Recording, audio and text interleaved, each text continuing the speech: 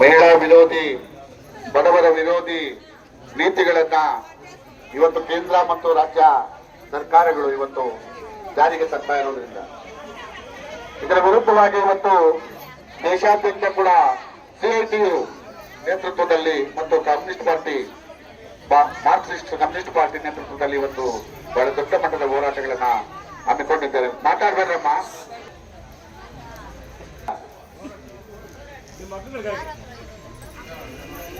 ದೇಶಾದ್ಯಂತ ಇವತ್ತು ಹೋರಾಟ ನಡೀತಾ ಇದೆ. ಸುಮ್ಮನೆ ನಡೀತಾ ಇಲ್ಲ ಈ ಹೋರಾಟ, ಕೆಲಸ ಇಲ್ಲದೆ ಮಾಡ್ತಾ ಇಲ್ಲ ಈ ಹೋರಾಟ. ಇವತ್ತು ಕೇಂದ್ರ ಸರ್ಕಾರ ಎಲ್ಲಾ ವಲಯಗಳನ್ನ ಕೂಡ ಖಾಸಗೀಕರಣ ಮಾಡ್ಲಿಕ್ಕೆ ಹೊರಟಿದೆ.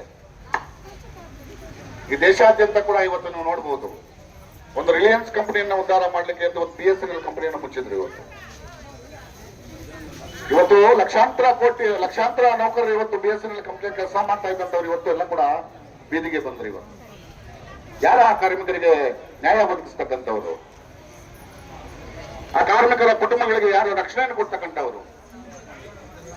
ಯಾರು ಮಾತಾಡ್ತಾ ಇಲ್ಲ. ಇವತ್ತು ಹಲವಾರು ಮಿನಿಸ್ಟರ್ಗಳಿದ್ದಾರೆ, ಹಲವಾರು ಸಚಿವರಿದ್ದಾರೆ, ಯಾರು ಅನ್ನೋದ್ರ ಬಗ್ಗೆ ಧ್ವನಿ ಎತ್ತಾ ಇಲ್ಲ. ಇವತ್ತು ರೈಲ್ವೆ ಎಲ್ಲ ಕೂಡ ಪ್ರೈವೇಟೈಸೇಷನ್ ಮಾಡ್ತಾ ಹೋಗ್ತಾ ಇದ್ದಾರೆ. ವಿಮಾನಯಾನವನ್ನ ಪ್ರೈವೇಟೈಸೇಷನ್ ಮಾಡ್ತಾ ಹೋಗ್ತಾ ಇದ್ದಾರೆ. ಏನಿದ್ರ ಅರ್ಥ ಅಂತ ಅಂದ್ರೆ, ನಾವು ಹೇಳಿದ ಹಾಗೆ ನೀವು ಕೇಳಬೇಕು ಅನ್ನೋದಿದ್ರ ಅರ್ಥ. ಹಿಂದೆ ಪಾಳೆಗಾರಿಕೆ ಸಿಸ್ಟಮ್ ಇತ್ತಲ್ಲ, ಆ ಸಿಸ್ಟಮ್ ಅನ್ನ ಮತ್ತೆ ಮರು ಜಾರಿಗೆ ಮಾಡಬೇಕು ಅಂತ ಇವರು. ನಾವೇನ್ ಕೊಟ್ರೆ ನೀವು ತಗೊಳ್ಬೇಕು, ನಾವ್ ಹೇಳ್ದಂಗೆ ನೀವು ಮಾಡ್ಬೇಕು, ಇಷ್ಟು ಗಂಟೆ ದುಡಿಬೇಕು. ನಿಮ್ಮದೇ ಅಂತ ಯಾವುದು ಕೂಡ ರೈಟ್ಸ್ ಇರೋದಿಲ್ಲ ಮಾತಾಡ್ಲಿಕ್ಕೆ.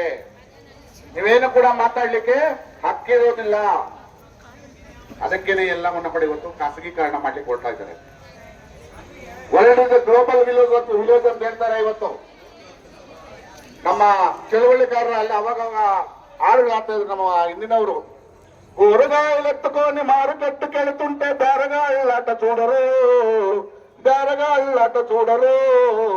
దోపిడాయరా బతుకు దోపిడాయరా, దోపిడాయరా బతుకు దోపిడాయరా.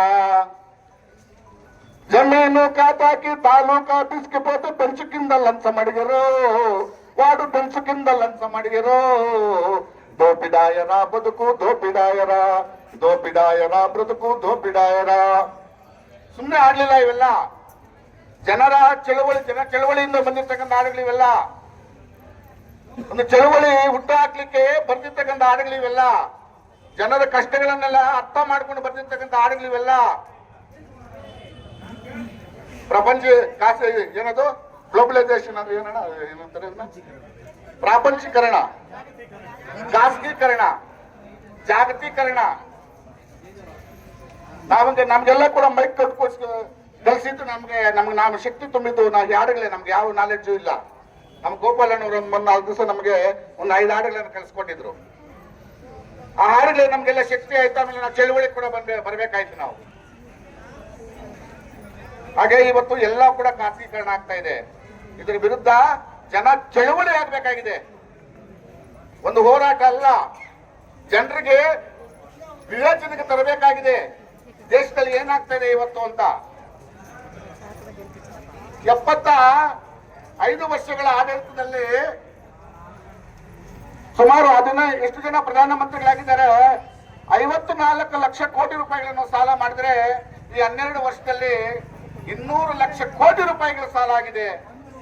ಯಾವ ಉದ್ಧಾರಕ್ಕಾಗಿದೆ ಗೊತ್ತಿಲ್ಲ. ಈ ದೇಶದಲ್ಲಿ ಅವರು ಏನನ್ನ ಮಾಡಿದ್ದಾರೆ ಅಂತ ಗೊತ್ತಿಲ್ಲ. ಯಾರಿಗೆ ಸಾಲ ಕಟ್ಟಬೇಕಾಗಿರೋದು? ನಾವೇ. ಪ್ರತಿಯೊಬ್ಬರ ತಲೆ ಮೇಲೆ ಕೂಡ ಇಷ್ಟೊತ್ತು ಸಾಲ ಬಿದ್ದಿದೆ. ಇವತ್ತು ನಾವು ದೇಶ ಉದ್ಧಾರ ಮಾಡಿ, ಕೆಲವರು ಹೇಳ್ತಾರೆ ಪಂಜಿಗಳು, ನೀವು ಕೇಳಿರ್ಬೋದು ಮೀಡಿಯಾದಲ್ಲೆಲ್ಲ ಕೂಡ, ಮೋದಿಜಿ ಅವರು ಬಂದ ಮೇಲೆ ನಮ್ಮ ದೇಶ ವಿಶ್ವಗುರು ಆಗ್ತಾ ಇದೆ, ನಮ್ಮ ದೇಶ ಹೆಮ್ಮೆಯಿಂದ ತಲೆ ಎತ್ಕೊಂಡು ನಡೀತಾ ಇದೆ. ಏನ್ ಮಾಡಿದ್ರಪ್ಪ? ಒಂದು ಸ್ಕೂಲ್ ಕಟ್ಟಿದ್ರಾ? ಒಂದು ಕಾಲೇಜ್ ಕಟ್ಟಿದ್ರಾ? ಒಂದು ವಿಶ್ವವಿದ್ಯಾಲಯ ಕಟ್ಟಿದ್ರಾ? ಒಂದು ಹಾಸ್ಪಿಟಲ್ ಕಟ್ಟಿದ್ರಾ? ಒಂದು ವಿಜ್ಞಾನ ಸಂಶೋಧನಾ ಸಂಸ್ಥೆಗಳನ್ನ ಮಾಡಿದ್ರಾ? ಏನು ಮಾಡಿ 200 ಲಕ್ಷ ಕೋಟಿ ರೂಪಾಯಿ ಏನಕ್ಕಪ್ಪ ಸಾಲ ಮಾಡ್ತೀರಾ? ಯಾರು ನಿಮ್ಗೆ ಸಾಲ ಮಾಡ್ಲಿಕ್ಕೆ ಹೇಳಿದ್ದು? ಇವತ್ತು ಲಕ್ಷಾಂತರ ಕೋಟಿ ರೂಪಾಯಿ ಸಾಲ ಮಾಡಿರ್ತಕ್ಕಂಥ ದೇಶದ ಪರಾರಿ ಆಗ್ತಾರೆ, ಅವನ್ನ ಬಿಡ್ತಾರೆ. 10 ಲಕ್ಷ ನಮ್ಮ ರೈತ ಯಾವನಾದ್ರೂ ಸಾಲ ಮಾಡಿ ಮನೆಗೆ ಬಂದು ಬೀಗ ಜಪ್ತಿ ಮಾಡಿ ಅವನ ಹರಾಜಾಗ್ತಾರೆ.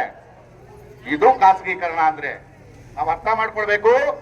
ಖಾಸಗೀಕರಣದ ಉದ್ದೇಶ ನಮ್ಮನ್ನ ಮತ್ತೆ ಗುಲಾಮಗಿರಿಗೆ ತಳ್ತಕ್ಕಂಥದ್ದು ಅಂತ.